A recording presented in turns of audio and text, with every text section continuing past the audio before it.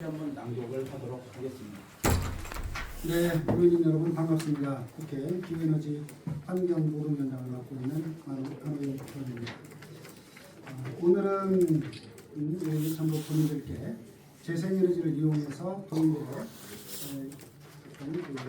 일자리 그리고 소득을 올릴 수 있는 그런 방법에 대해서 말씀드리려고 합니다.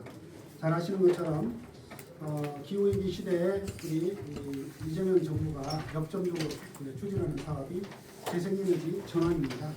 이 재생에너지가 전환이 되어야 그걸 바탕으로 AI 산업 등 첨단 미래 산업을 하기 때문에 그렇습니다.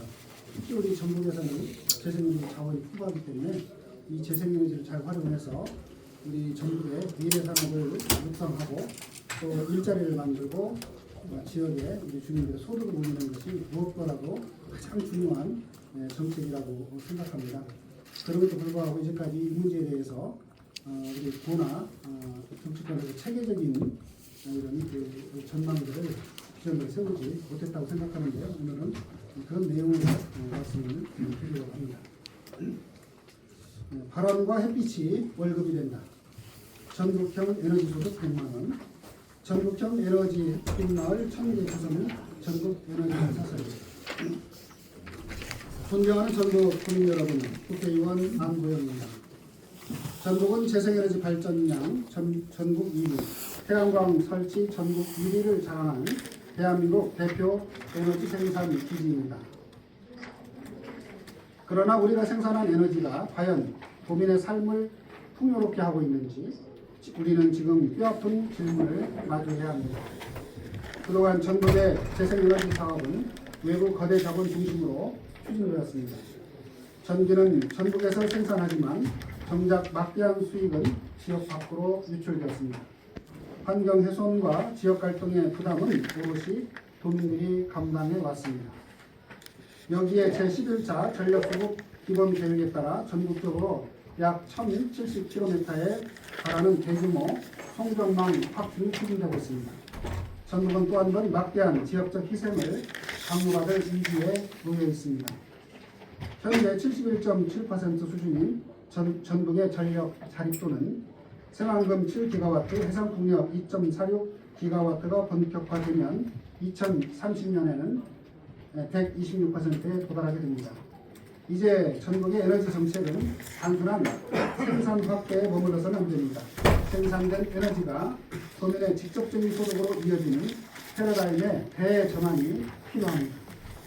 안호영은 도민의 바람과 햇빛이 매월 든든한 월급이 되는 전국형 에너지 기본소득 시대를 열기 위해 다음에 6대 핵심 과제를 강력히 추진하겠습니다. 첫째, 자부담 영원 전국형 에너지 햇빛마을 1000개를 조성하겠습니다.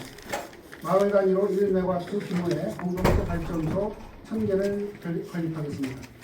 신설된 전국 에너지 공사가 지급보증과 사업과제를 전담하고 정책 금융과 연계, 도민의 초기 자본금 부담을 완전히 없애겠습니다. 여기서 창출된 전력 판매 대금은 원리금 상환 후 주민들에게 배당하여 가구당 연 100만원 수준의 안정적인 기본 소득으로 돌려드리겠습니다. 둘째, 에너지 고속도로 구축과 대통령금 도입으로 생산 소비 소득의 선순환 구조를 완성하겠습니다. 햇빛마을은 장거리 송전망 건설을 최소화하기 위한 가장 확실한 대안입니다.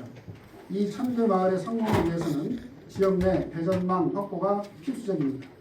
에너지 지산지소, 즉 지역 생산, 지역 소비 원칙에 따라 생산과 소비가 동시에 이루어지도록 전국 전역에 양방향 송배전을 지원하는 지능형 전력망, 즉 에너지 고속도로를 구축하겠습니다. 아울러 반도체 등 전력 다소비 기업의 도래 이전을 유도하고 아래의 산업단지에 대한 탄력적인 전기요금 차등제를 도입하여 전력 수요를 지역 내에서 흡수하겠습니다. 이를 통해 초고압 송전탑 건설을 최소화하겠습니다. 나아가 불가피한 송전선로 경과지에는 대통령금 체계를 전격 도입하겠습니다. 피해 규모와 가구수에 따라 최초 1메가와트에서 최대 5메가와트까지 발전 수익을 차등 지원하는 개통 소득 마을을 조성하겠습니다. 송전선 인근 주민들도 연 100만원 수준의 소득 구조에 당당히 참여할 수 있도록 합당한 보상 체계를 제도하겠습니다. 셋째, 전북 전역을 분산 에너지 특구로 지정받도록 하겠습니다. 특구 지정을 통해 지역 생산 전력을 직접 거래하고 맞춤형 요금 체계를 적용할 권한을 확보하겠습니다. 이는 데이터 센터와 글로벌 R&D 기업을 전국으로 유인하는 가장 강력한 기반이 될 것입니다. 넷째, 재생에너지 생산을 전국의 첨단 산업과 양질의 일자리로 연결하겠습니다. 구축된 분산 에너지 체계를 바탕으로 R&D 산업단지와 스마트팜을 대폭 확대하겠습니다. 에너지 생산에 그치지 않고 이를 기반으로 미래 산업을 유치해 일자리와 국민소득이 지속적으로 창출되는 경제 생태계를 만들겠습니다. 다섯째, 에너지 공사를 설립해 대규모 개발 이익을 도민께 환원하겠습니다. 지역 에너지 사업의 공공 디벨로퍼 역할을 수행할 전국 에너지 공사를 신설하겠습니다. 새만금과 서남해권 해상풍력 등 대규모 사업의 공공 지분을 선제적으로 확보하겠습니다. 기획부터 운영까지 철저히 관리하여 그 수익이 전국형 에너지 기본소득에 재원이 되도록 점진적으로 확대해 나가겠습니다. 여섯째, 정책 실행을 담보할 도지사 직속 거버넌스를 구축하겠습니다. 에너지와 산업정책을 통합지휘할 미래산업전환위원회를 도지사 직속으로 설치하겠습니다. 그 정책 집행력을 극대화하겠습니다. 이와 함께 공공갈등관리위원회를 설립해 입지 선정과 송전망 구축 과정에서 발생할 갈등을 선제적이고 투명하게 조정하겠습니다. 존경하는 도민 여러분, 전국은 대한민국 미래 에너지를 책임질 압도적인 잠재력을 품고 있습니다. 이제 그 잠재력이 도민의 통장으로, 도민의 더 나은 삶으로 직접 흘러 들어가야 합니다. 에너지로 산업을 키우고 에너지로 양질의 일자리를 만들며 에너지가 도민의 든든한 소득으로 돌아오는 전국. 자, 오늘 도민 여러분과 함께 에너지 주권 전국을 차분하게 그러나 확실하게 준비하겠습니다. 감사합니다. 네, 이상으로 의견문 낭독을 모두 마치고 이번 순서는 질의답변 시간입니다. 혹시 내용과 관련해서 질문을 주시면 답변해 드리도록 하겠습니다. 질문하신 분이 계시면 손 들고 말씀해 주시기 바랍니다. 네. 최근에 그 위원회 모아서 재생에너지 사기 기관과 공동으로 공연 내봤는데 지금 오늘 아주 본인이 하신 분야가 그래도 같이 하는 건지 아니면 차이점이 있는 건지. 큰 틀에서 보면 교회를 같이 하는 걸 보시면 될 것 같습니다. 다만 이제 문제는 그런 것들이 다른 여러 가지 상황과 체계적으로 어떻게 실현이 되고 어떻게 준비되는가는 실현 가능성에 관련된 문제라고 생각하면 될 것 같습니다. 이제 뭐 저는 오늘 기자회견문을 정책을 전체적으로 다 쓰기는 못해서 핵심적인 위주로 준비를 했습니다만은 예를 들어서 이 재생에너지를 가지고 주민의 소득을 연결하기 위해서는 몇 가지 전제 조건이 있습니다. 첫 번째는 재생에너지를 전국에서 어느 규모로 얼마큼 어떻게 생산할 것인가 하는 문제가 해결이 되어야 되고요. 그 다음에 그 생산된 전기를 어떻게 그러면 옮길 것인가, 즉 그 송배전망, 개통망에 관련된 문제가 이 문제가 정리가 되지 않으면 그 의미가 없습니다. 전기를 얼마큼 생산하고 어떻게 개통으로 연결하고 그리고 이제 그 개통으로 연결되는 것이 이런 그 가이드 산업단지라든가 산업단지나 일자리 문제로 어떻게 연결되는지 그리고 또 그것이 이런 주민의 소득으로는 어떤 그 설계를 통해서 소득으로 연결될 건지 그리고 그걸 할 때 이런 그 규모의 입지의 문제, 또 자금의 문제, 또 개통의 문제, 이거 지원하는 지원 시스템을 어떻게 할 건지 이런 것들이 적극적으로 나름 같이 준비가 되어야만 100만 원이든 1000만 원이든 그런 것들이 실현 가능하겠습니다. 그러면 전북에너지공사 출자 출연 기간처럼 꼭 구체적으로 주시겠다는 말씀이시죠? 네, 그렇습니다. 별도로 왜냐하면 앞으로 그 우리가 이 전국적으로도 그렇습니다만은 국가 정책적으로 이 재생에너지를 활용해서 특히 농업을 중심으로 햇빛 소득마을을 많이 확대할 계획이 있거든요. 그래서 예를 들어서 이제는 전국 임기 내 전국적으로 3,000개 계획상으로는 2032년에는 15,000개 정도 수준으로 늘 가능성이 있고 올해만 해도 전국적으로 한 500에서 700개 정도를 늘릴 가능성이 있다고 봅니다. 그런데 이제 지금 정부에서 에너지공단에 설계하는 에너지 햇빛마을이 사실상 거의 자부담들이 되게 크게 돈이 안 들어가는 구조이기 때문에 엄청나게 늘어날 수 있으리라고 봐요. 그리고 전국에서도 되게 중요한 소득원이 될 텐데 이게 이제 문제는 이것이 이제 확대가 되면서 많은 그 마을 단위에서 아마 에너지 사업을 만들어서 할 텐데 경험이 다 다르고 그다음에 자금 조달인데 굉장히 많은 그런 어려운 점들이 있을 걸로 보이거든요. 그래서 이런 것들을 종합적이고 체계적으로 보따운 방역 차원에서 지원할 필요가 있다. 그리고 그걸 외에도 또 예를 들어서 앞으로 우리 생활공간에 예를 들면 해상풍력이라든가 대규모 뭐 새만금에 예를 들어서 이런 농생명 용이라든가 앞으로 농업용 태양광, 수상 태양광 대규모로 해줄 필요들이 있거든요. 그러면 이제 그런 것들을 제대로 하기 위해서는 우리 전북의 에너지공사 같은 것들을 만들어서 거기에 이제 직접적으로 이런 사업들이 진행될 수 있고 통일적으로 진행될 수 있도록 지원하는 것들이 무엇보다도 필요하다고 생각합니다. 그런 점에서 이제 에너지공사를 하는 필요가 있다. 그 자부담을 영원으로 하겠다고 했는데요. 지금 이 정책금융이라는 말이 좀 애매해서 그러는데 도비를 넣어서 초기 부담을 없애겠다는 건지 아니면 금융기관을 끼겠다는 건지 어떻게 되는 건가요? 이제 지금 그거하고 유사하게 생각할 수 있는 게 에너지공단에서 추진하고 있는 햇빛 소득마을이요. 그런 모델이 있는데 그 모델을 좀 설명드리면 이런 겁니다. 이제 그 행정기관이나 공공기관이 갖고 있는 여러 가지 부리들이 있어요. 이런 부리들을 활용해서 행정기관에서 그 마을들이 1메가와트 정도의 그 에너지 소득마을을 하기로 한다. 그러면은 한 그게 약 16억 정도의 비용이 들어갈 걸로 이렇게 보는데 16억 정도 중에서 약 85% 정도를 에너지공단이나 거기서 중개해서 금융기관으로부터 융자를 받을 수 있도록 이렇게 합니다. 그리고 거기에 따르는 이자, 차익이나 이런 거에 대해서는 에너지공단에서 국가에서 지원하는 이런 구조로 되어 있고 나머지 자부담 부분에 대해서는 이런 행안부가 갖고 있는 국가 차원의 그것도 부담을 줄이기 위해서 예를 들어 그거를 지역소멸기금에서 출연한다든지 다양한 방법으로 줄이려고 하는 이런 구상들을 갖고 있거든요.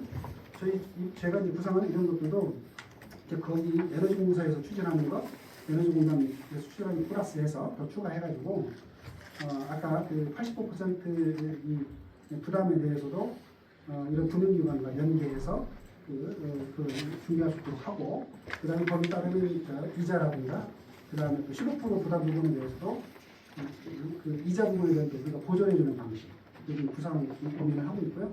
그거에 대해서는 저희가 에너지 기금 같은 것들을 만들어서 하면 충분히 가능하다 이렇게 보고 있습니다. 지금 저렇게 마을이 몇 개나 있고요. 두 번째 질문은요.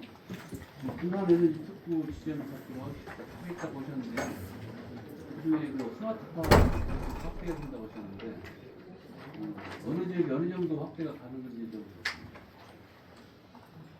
전체적으로 제가 마을 규모를 파악은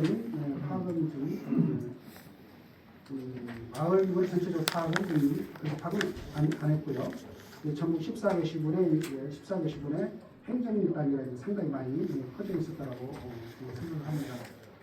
그리고 이제 어디부터 어떻게 할 거냐 문제 관련해서는 저는 생각이 이게 이렇게 공부를 하면 아마 그 공유자산들을 얼마큼 확보하고 있는지 하는 부분이 중요한 판단 기준이 될 거고 마을 주민들을 찾아서 해야 될 거라고 보고요. 도에서도 그 자원을 다 조사를 해야 된다고 봅니다. 도가 갖고 있는 지방도로라든가 또 저수지라든가 각종 공유자산이 많이 있을 거라고 보고요. 그 다음에 우선도 추진한다고 그러면 이건 나중에 더 얘기를 해봐야 되겠습니다만은 사실은 우리가 전국이 송전탑 건설을 둘러싼 갈등들이 상당히 크기 때문에 송전선과 송전탑이 지나가는 지역을 우선적으로 그곳의 이런 에너지 시산주소 관점에서 문제를 해결하면서 그 지역부터 이런 교통망을 먼저 만들고 그 교통망을 기준으로 그 교통망 연계해서 여러 가지 아리백 3단이 됐든 그 다음에 또 전기를 어차피 교통망을 연결해야 되기 때문에 또 연결할 수 있도록 하는 그런 순서로 봐야 되지 않을까 그렇게 생각합니다. 네, 또 질문 있으십니까? 네. 그 이번 선거 두고 앞두고 유독 바람 햇빛이라는 단어가 많이 등장합니다. 우리 전북의 시장부터 예비후보들까지 그리고 호남, 전남 지역 예비후보들까지도 햇빛 요금 같은 걸 많이 공약 내세우고 있는데요. 어떻게 좀 차별화할 수 있을까요? 아까 처음에도 말씀드렸습니다만은 이 문제를 그러니까 이제 햇빛 연금 문제는 최종 어떻게 보면 최종 결론이고요. 문제는 그것을 어떻게 세계적으로 잘 실현할 수 있는 구조를 만들 거냐. 그래서 그것을 좀 잘 봐야 되고 제가 봤을 때 그 점이 좀 차별하지 않을까 싶습니다.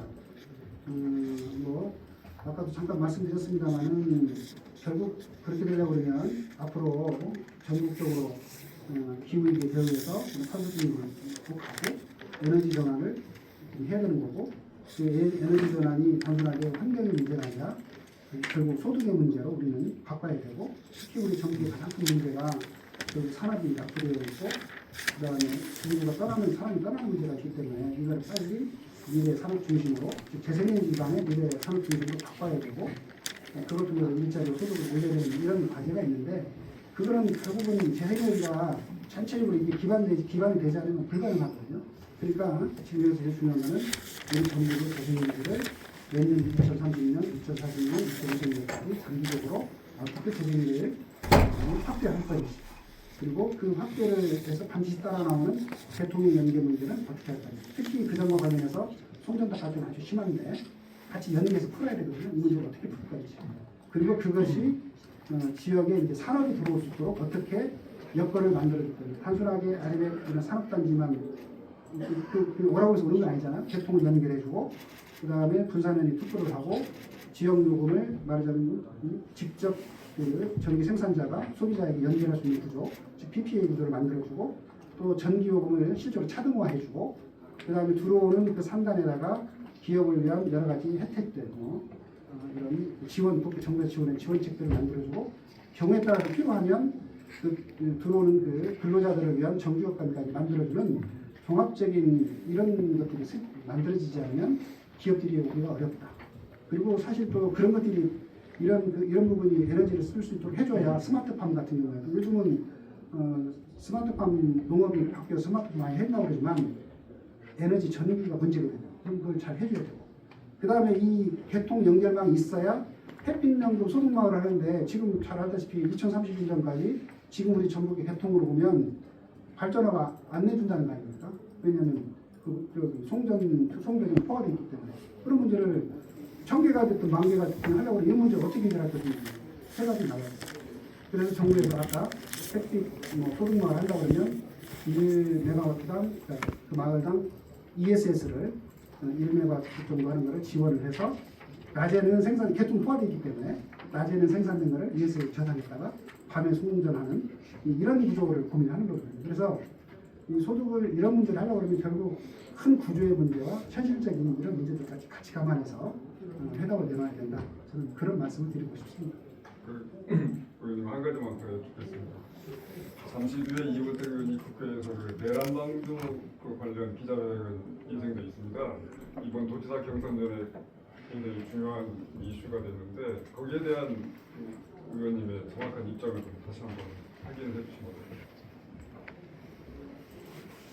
저는 이제 그 문제는 이렇게 말씀을 드리고 싶습니다. 사실 김관영 지사께서 개혁 내란 당시에 어떤 조치를 했는지 여부는 정치적인 문제와 사법적인 문제가 같이 섞여 있는 문제라고 생각합니다. 예를 들어서 지금 그 당시에 그 대응 문제와 관련해서는 경기도 또 광주, 전남 도지사님들이 한 이런 조치와는 상당히 다른 이런 조치를 한 것으로 보이고 있기 때문에 그것이 정치적으로 과연 개헌 내란에 저항하기 위한 민주주의나 헌법을 수호하기 위한 이런 행위로 평가할 수 있는 하는 문제는 상당히 정치적인 이론으로 보일 수 있죠. 근데 또 다른 한 측면에서는 그 행위를 우리 법적 시각에 따라서는 경우에 따라서는 개헌 내란에 동조한 행위다라고 평가할 수도 있는 그리고 그거에 대해서 지금 중국당에서 고발을 했잖아요. 그렇기 때문에 이거는 또 사법적인 형사처벌의 문제까지 포함될 수 있는 그런 성격의 문제가 있는 거죠 원래. 그런데 어쨌든 중앙당에서는 이 문제에 대해서 사법적 문제까지는 판단하지 않는 것으로 보고 이 정책의 문제에 대해서 도민의 판단에 맡기는 이런 취지의 결정을 했다고 보고 저도 이제 그 부분에 대해서 존중한다. 그렇지만 그것이 모든 것을 다 해결해준 면제부는 아니고 이건 더 따져봐야 될 여지는 있는 거다. 적절한 또뭐 상황을 보면서 입장 편한 말씀을 드리겠다. 제가 그런 취지의 말씀을 드렸죠. 그런데 이제 지금 이제 상황을 보면 그 뒤에 여러 가지 상황을 보면 이 문제가 계속해서 논란이 되고 있고 저도 저도 뭐 법률을 다룬 법률 전문가로서 이렇게 봤을 때 실제로 그 뒤에 이제 뭐 동인안전 실장인가요? 동인안전 실장이 뭐 얘기했던 그런 영상, 그다음에 언론에 보도됐던 내용들 이런 것들을 보면 그 당시에 예를 들어서 도청 청사를 폐쇄를 했는지요. 그다음에 준 예산을 어떻게 했는지요. 그다음에 사무사단과의 소통의 문제 등등 여러 가지 그 쟁점에 대해서 서로 다른 얘기들이 지금 나오고 있는 거죠. 그리고 서로 다른 얘기들이 나오고 있고 그 수준이 단순한 의견 차이 문제가 아니라 허위사실 공표효과의 문제는 또 새로운 사법적 리스크가 또 생긴 거예요. 그래서 이 참 선거를 앞두고 이런 개헌내란 문제 또 허위사실 공표 문제를 가지고 지금 우리가 우리 도민들 개인의 문제가 아니라 벌써 우리 도의 이런 공적인 문제로 된 사안이기 때문에 제가 봤을 때는 우리 지사님께서도 이런 문제에 대해서 명확하게 이런 입장을 좀 밝히고 책임 있는 행동을 할 필요가 있다. 당에서도 이렇게 선거가 이런 형태로 가는 것은 바람직하지 않은 만큼 당에서도 적절하게 이런 책임 있는 조치들이 있어야 되지 않을까 그렇게 생각합니다. 네, 또 질문 있으십니까? 그 방금 말씀하신 도민을 판단하는데 맡겨야 된다는 표현을 하셨잖아요. 네. 원래 이제 당에서 아마 그 경선 후보 자격을 인정을 해줄 때는 그런 뜻으로 저는 했다고 생각합니다. 그러니까 도민이 어떤 판단을 할 수 있는 그 기준이 모호합니다. 그 상대편끼리 서로 얘기하면서 나누는 대화 내용들을 보면 어느 쪽이 옳은지를 몰라요. 그럼 그 판단을 도민들이 한다면 이 당도 안 해주고 어디도 아닌 사업처리도 아니고 그런 상태에 도민이 어떤 판단을 해야 할지 굉장히 애매한 상태거든요. 저는 이제 그 문제는 이렇게 생각합니다. 지금 뭐 우리 국민들이나 여기서 모든 분들이나 적어도 개헌내란 문제에 관해서 그것을 민주수호나 헌법수호의 관점에서 그것을 동조하거나 혹은 그것을 허용하는 이런 아마 생각을 갖고 있는 분은 없으리라고 생각해요. 뭐 지사님 자체도 뭐 그런 생각은 없다고 얘기하는 거 아닙니까? 그런데 그는 그 당시에 취했던 여러 가지 조치들에 대해서 이제 말하자면 그게 이제 어떻게 평가할 수 있냐는 문제였죠. 그런데 쟁점들이 이제 근데 그 뒤에 새로운 얘기들이 자꾸 나오고 문제제기가 되니까 그 점에 대해서 국민들이 보시면서 판단하는 부분도 있고 또 당사자가 해명을 명확히 해야 되는 부분도 있고 그런 건데 이게 지금 허위사실 공표 여부까지 지금 문제가 좀 커지고 있고 이게 단순한 개인의 문제가 아닌 상황이 돼버리니까 이제 문제가 되는 거죠. 걱정스럽죠. 됐습니까? 네. 혹시 뭐또 다른 내용 있으십니까? 네. 아무튼 오늘 에너지 관련해서 안은영 기자회견을 좀 했는데요. 다른 도지사 후보님도 계시지만 지금 기자회견처럼 정확하게 준비를 해나가고 있는 부분은 좀 차이가 있다. 이런 말씀도 드려봅니다. 조심스럽지만 오늘 빠르고 정확한 기사 잘 써주시길 부탁드리겠습니다. 이상으로 기자회견을 모두 마치겠습니다. 장시간 수고 많으셨습니다. 고맙습니다.